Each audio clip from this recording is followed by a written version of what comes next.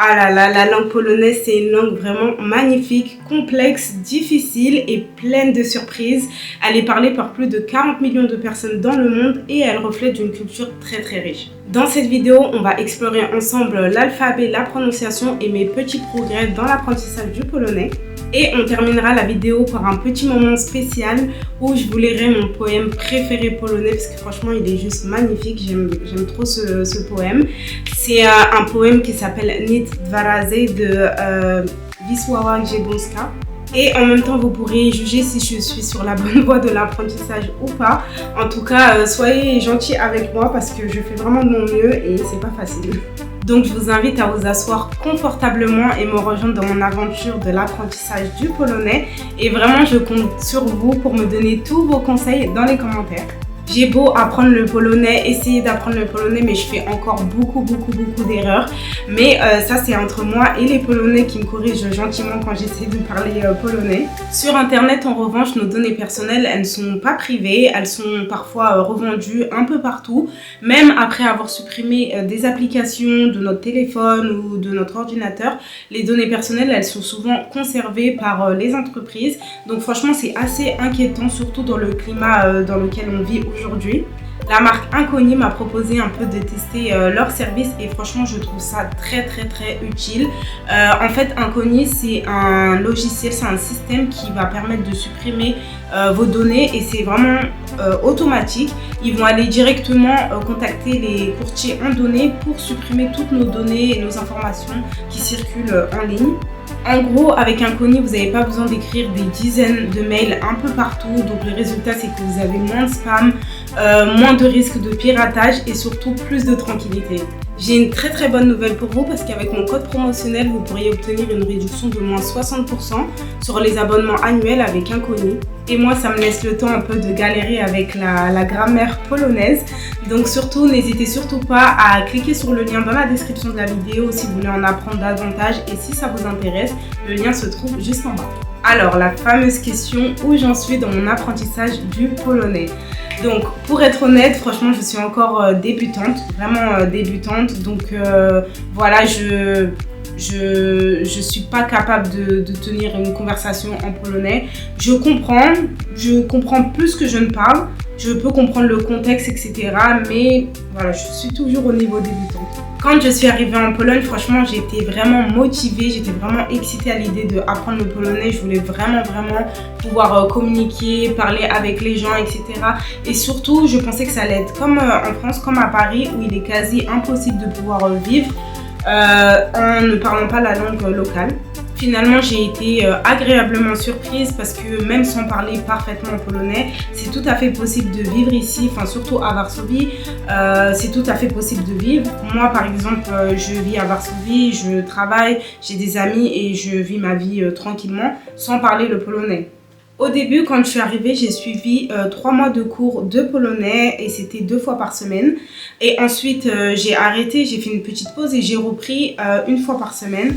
Donc franchement, j'ai fini par arrêter parce que c'était très difficile pour moi de progresser. J'avais l'impression que je stagnais et que j'arrivais pas à avancer. Et aussi, c'était dans une période de ma vie où j'étais très occupée, donc j'ai fini tout simplement par arrêter malheureusement. Cela dit, j'essaye vraiment souvent le plus possible de faire mes demandes en polonais, surtout dans les magasins ou dans les cafés. Bien sûr, après avoir utilisé tout mon vocabulaire polonais, je bascule en anglais. Il m'est souvent arrivé d'avoir des mini-conversations où je dis quelques mots en polonais et la personne du coup pense que je parle polonais et commence à me parler et là je suis super gênée, je suis super perdue. Je sais pas trop quoi faire et je sors la fameuse phrase "Przepraszam, nie mówię po polsku". Je peux dire des petites phrases simples comme Jestem Bambi, mam 28 lat, lubię Polski, mieszkam w Warszawie. Et yeah. Pour apprendre, j'ai utilisé différents outils comme des livres, les applications, des vidéos en ligne. Il y a aussi les musiques, le fait d'écouter de la musique polonaise, ça m'aide beaucoup à comprendre. Si vous avez des petites idées de musique polonaise simples à comprendre, vous pouvez les écrire dans les commentaires. Donc je pourrais les écouter et peut-être un peu pratiquer avec. L'alphabet polonaise et la langue polonaise, elle est très différente du français, surtout au niveau grammatique. Mais petit à petit, ça devient un peu plus clair quand on apprend. Ce que j'aime vraiment avec le polonais, c'est que chaque petite victoire, comme réussir à prononcer un mot très difficile, c'est super gratifiant. Donc commençons par la base. L'alphabet polonaise, elle est basée sur l'alphabet latin, tout comme le français. Et elle comporte 32 lettres. Certaines sont similaires du français et d'autres, il y a quelques petites surprises. Il y a le A et le E par exemple avec un petit trait juste en bas qui se prononce avec un son un peu nasal. On doit utiliser le nez comme on et on. Il y a le L avec un trait qui est prononcé différent du coup que le L en français. On va un peu le prononcer comme wo. Et par exemple, un mot qui commence par cette lettre-là, on a la ville Łódź. On a aussi les lettres S, Z et N avec des petits accents au-dessus qui sont un peu plus doux. Ils comportent des accents un peu plus doux, je trouve. Et comme exemple, on a le mot Świat.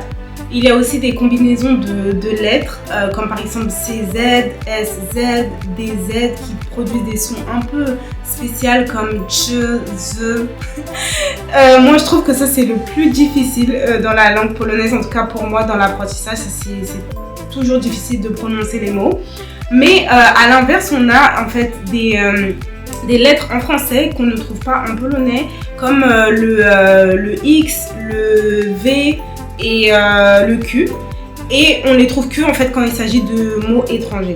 Maintenant que vous connaissez l'alphabet polonais, vous avez fait déjà un grand pas dans l'apprentissage du polonais. Passons maintenant à la prononciation, une étape vraiment cruciale dans l'apprentissage du polonais. Donc petite bonne nouvelle, c'est qu'en polonais, chaque son ou combinaison de lettres se prononce de la même manière. Il y a parfois des petites surprises, parfois des petits sons qui peuvent surprendre. Comme on a par exemple le R en polonais qui est un R plutôt roulé. On a le mot par exemple rower. Donc ça peut être un peu difficile au début, mais avec un peu de pratique, ça vient avec le temps, on s'habitue. Et maintenant, on va aller un peu dehors pour pouvoir pratiquer, trouver des petites phrases, des petits mots. Donc, let's go!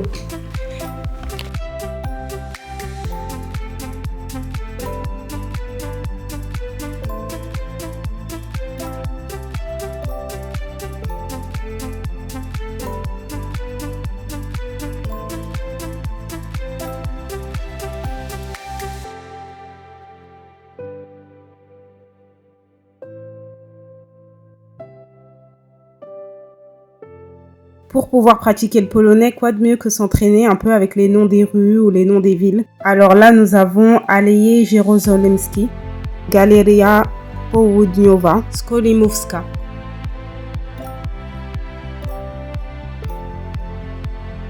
Złota, et je pense que ça veut dire or en polonais. Emily Płater, ulica Świętokrzyska, Wallenberga. Et maintenant, j'aimerais partager avec vous un poème polonais qui est vraiment très très beau, que j'aime beaucoup, qui s'appelle Nic dwa razy de Wisława Szymborska. C'était une grande poétrice polonaise. Je pense que peut-être qu'il y a quelques-uns d'entre vous qui la connaissent déjà et qui connaissent peut-être ce poème. Ce poème, il parle de la beauté de l'instant et de l'unicité de chaque moment de la vie. Et franchement, c'est une philosophie qui résonne vraiment parfaitement avec l'apprentissage du polonais parce que chaque mot, chaque progrès, c'est vraiment unique et très très précieux. Let's go. Par contre, je vais devoir regarder mon téléphone et lire parce que c'est impossible de retenir tout comme ça. Donc, let's go. Nic dwa razy się nie zdarza i nie zdarzy też przyczyny. Zrodziliśmy się bez prawy i umrzemy bez rutyny.